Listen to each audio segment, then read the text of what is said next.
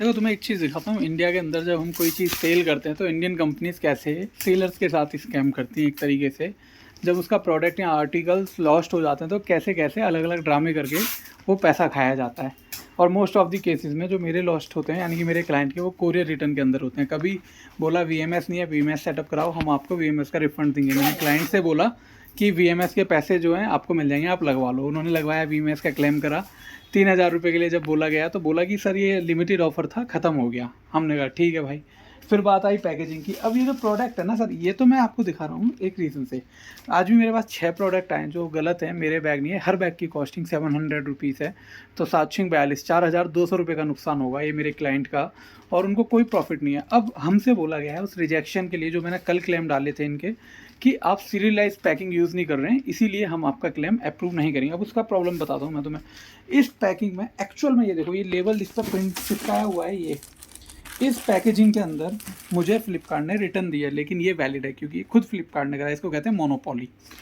लेकिन वहीं पे एज अ सेलर मैं जिस पिन्नी के अंदर अपने बैग प्रिंट कर रहा हूँ वो ये पिन्नी है, सॉरी बैग पैक कर रहा हूँ, ऐसी पिन्नी के अंदर कर रहा हूँ। मतलब ये तो अभी फटी हुई है, एक पिन्नी दिखाई है मैंने इस टाइप की पिन्नी के अंदर, और इस टाइप की पिन्नी के अंदर मैं बैग पैक करके भिजवा रहा हूँ अपने क्लाइंट से। लेकिन वो फ्लिपकार्ट क्या कह रही है कि भैया इन बैग्स पे हम क्लेम नहीं देंगे। क्यों नहीं देंगे?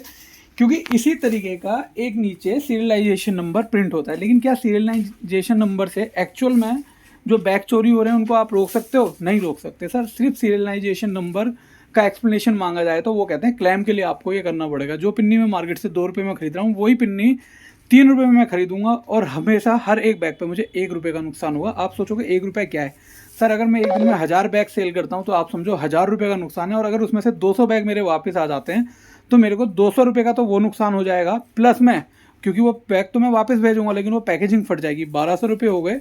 और उसके बाद भी मुझे पता है आखिर में क्लेम के लिए कोई ना कोई एक्सक्यूज़ कंपनी देगी। तो इंडियन कंपनी से बहुत बुरे हाल हैं लिटरली। आपको सेल करना है, मैं सजेस्ट करूँगा खुद की वेबसाइट बनाओ, अमेजोन पे चले जाओ, बढ़िया प्लेटफॉर्म। लेकिन फ्लिपकार्ट के यही हाल है। तो मैं तो भाई, मेरे क्लाइंट्स हैं, मेरे पे फ़र्क नहीं पड़ता। लेकिन अगर आप भी एक सेलर हो तो इसके लिए आवाज़ उठाओ कि ये मोनोपोली नहीं होनी चाहिए कि हमसे ही हमारी पैकेजिंग खरीदो। पिछले 10-15 साल से लोग मार्केट में कहीं से भी पैकेजिंग खरीद रहे हैं, VMS पोर्टल यूज़ कर रहे हैं, वीडियोज़ रिकॉर्ड कर रहे हैं, तो वो वैलिड होनी चाहिए। जैसे हम लेबल प्रिंट करते हैं ऐसे ही हम सीरियलाइजेशन नंबर को भी प्रिंट करके चिपका सकते हैं बैग के ऊपर, हाँ, जो पैकिंग है।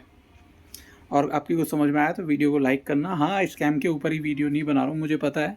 बहुत जल्दी वो भी मैं स्टार्ट करने वाला हूँ, साइबर क्राइम और स्कैम के ऊपर। कुछ हालात ऐसे थे लाइफ में कि मैं वो वीडियोज़ नहीं रिकॉर्ड कर पाया, उसके लिए सॉरी।